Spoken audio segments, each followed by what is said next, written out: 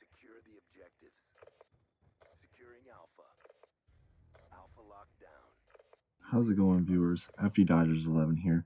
In today's video, I have a Throwback Thursday. In this Throwback Thursday, it'll be Black Ops 2 gameplay. First off, I'd like to talk about what my channel is doing right now to just kind of keep you guys in the loop. Right now, I am experimenting with different sorts of content to find out what I enjoy uploading and what I might need to start a second channel for in the future. The main thing though is just to start uploading more consistently and getting more comfortable with the process. So what you'll be seeing here is some Black Ops 2 gameplay. As you can hear, it's got some great voice acting. Pretty sure that's a guy from Chicago PD. So first thing about this gameplay that I want to talk about is the Black Ops 2 life cycle, and I'll eventually end up tying this into Black Ops 4's life cycle so far. What I remember from back in Black Ops 2 was, I remember at launch, I pretty much liked this game, and I mean, usually everybody likes at launch with the honeymoon phase, but, you know, even though it had its flaws, I could tell this was going to be a good game. A lot of people in the community thought differently though. They were hating on the game earlier in its life cycle, and I mean for good reason. It had its struggles with like bad hit detection, broken camera angles, like the bad connections, lags, like whatever the hertz is in the servers and getting killed around corners, all that sort of stuff. And it also had overpowered guns like the overpowered snipers, shotguns, LMGs, target finder LMGs. And so, I mean, people had good points of why it was a bad game at first, but throughout the game, people ended up coming around to it. And something Treyarch usually does is they can have a bad game, but they'll still have some fun factor to it that'll keep people around. And also, once Ghosts and Advanced Warfare kind of struggled, that got people back into it, and it really blossomed into a pretty well-loved Call of Duty game. So how I'm connecting this to Black Ops 4. After the beta, my opinion on Black Ops 4 was deeply concerning. Between all the specialists being overpowered and just super annoying, between the 9 bang, which would flash you and then you'd be blinded for what seemed like a long time, and then you could shoot. Not only could you have a riot shield, but you could shoot through your riot shield. What other specialist? The Seeker on the Tempest, instead of having glitch ability, he has a shock drone that'll seek you out and then once again freeze you in place for a while. And then Torque has the razor wire, which cuts off the map completely and just allows them to hold up in rooms. And then the microwave shield. So specialists were a concerning factor. And yes, one of the things I'm realizing is this is kind of turning into a Black Ops 4 rant when it's supposed to be about Black Ops 2. So in terms of this being a Black Ops 4 mini review, I don't know, it's just such a weird game. I can't ever pinpoint down what I would exactly say for this review. I mean, at its core, it still seems like a relatively fun Call of Duty game. A lot of people tend to complain about Black Ops 4, but yet a lot of people play the crap out of it. Like, there's a bunch of diamond camo users, there's a bunch of high-level people, and just a lot of people putting time into the game. I think to some degree it's just like the passion. People just want this game to be good and near perfect, which it'll never be. Once again, I'm getting into a big old Black Ops 4 review thing here, but I don't know if I'll end up doing this whole gameplay or if I'll end up chopping it down. So I do need to fill time.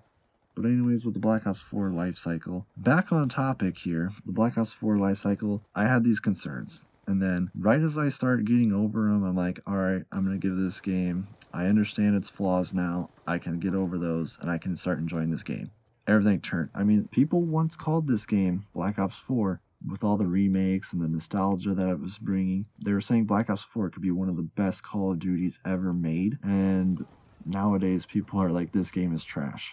So once I started saying, alright, I can adjust to this like I do with all the other Call of Duty games, now everybody else is saying this game's bad. And it's like, okay. So I just find it interesting. Black Ops 2, kind of struggled out the gate, and then it turned into a beloved Call of Duty game. And Black Ops 4 was looking to be really good. And then now, as the game goes on, people are kind of changing their mind on it. I guess is what I'm getting at with the life cycles here. Some of the other things I just want to touch on real quick with Black Ops 4, like the 150 health and the inconsistent gunfights, whether that be based on gun balance or whether it be the connections like the hertz and the server, stuff like that. A lot of the guns being used right now are the thermal LMGs, which seem to kill in around 3 or 4 bullets, the snipers, which obviously kill in 1 bullet, and then they're using those tactical rifles, which 2 or 3 bursts, and then I don't know. It just seems sometimes like I'm not getting advantage of this 150 health. It feels like I'm getting melted by some of these guns. And, 150 health is one thing. I mean, we'll get into this discussion because I want to talk about the score streaks too between Black Ops 2 and Black Ops 4. So we'll talk about score streaks and we'll talk about, I guess, health. Usually I prefer a higher time to kill in a Call of Duty game. So you'd think I'd like this 150 health, but it just has not turned out well at all. So let's get into the gameplay. So watching this back, I don't know, it seems like I would be like, get a couple kills, die, called in a few Hellstorm missiles, and as I was saying earlier, I can't remember if I mentioned this or not, I don't know how I ended up getting my VSAT. Like, I seen at one point just like a bunch of score come up on the screen. I don't know if it had something to do with concussion assist, I think it was. I mean, damn. Talking about alright, score streaks. Score streaks in this game were pretty darn good, and the trend that's been happening in Call of Duty is the score streaks have been getting worse, and not only that, they've been getting more expensive, which one of my concerns with score streaks is that I don't want them to just take over a game. Like, I want people to actually have to play the objective to win, not just camp for their score streaks and then use them to turn the balance and just nullify all of the objective play that had been going on. And just on a side note, one of the things I fear is, like, do people even like Call of Duty anymore as a whole, or is it just all about score streaks for them? But one of the things with the score streaks being more expensive, though, is it's not really in my benefit, because if one of my concerns is that people are camping to get their score streaks, having the score streaks be more expensive is not good, because people are just going to want to camp for their score streaks if they cost a lot of score to get. Like, as I said, I was kind of surprised with how often I was able to get my Hellstorm missile in this game, and then how I just seemingly got a couple, like 4 concussion assists, and I was like all the way up near my VSAT. So anyways, what I ended up getting here in this gameplay is a Warthog, which is along the lines of the Black Ops 4 Thresher. And here it puts in pretty good work, and in Black Ops 4, it does not. And as I just said, having it being cost more and do less, it's like, even coming from someone who is, as I said, against score streaks, just completely nullifying the need to play the objective, because you can just camp for your streaks. Once your streaks are going off, you go and take back momentum on the objective play. So, funny story. At some point in this gameplay, I just straight pulled back.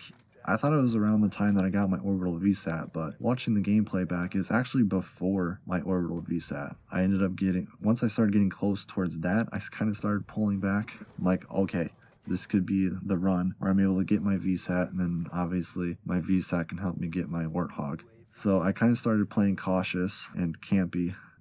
So once I got my Warthog, though, I ended up pushing up and getting really aggressive, getting in their spawn, trying to triple cap them, and ended up getting some nice kills with my Hellstorm missile again. Also, I got like another quad feed there. 3 to 6 kills. One of the times I like called in my streak and whatnot right before my Warthog was going to come in for another pass, so I might have cost it a little bit of kills there, but overall it went off. And I mean, it was kind of towards the end of the gameplay when I called this in anyway, so you could argue garbage time kills, but anyways.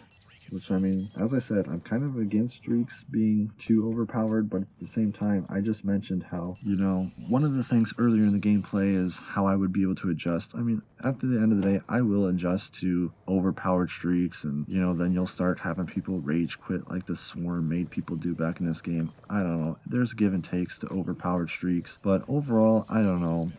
I think they need to be more powerful, obviously, and the fact that they're getting more expensive, obviously it's going to make people camp for them more, and obviously I'm not just like a no fun stickler. I just want gameplay to matter too. I just don't want streaks to go completely off. I guess let me know what you guys think of any of these. Obviously, just say whatever you want, but the question of this video would be, what is your guys' experience with Black Ops 2? Thanks for watching. See you on the next one.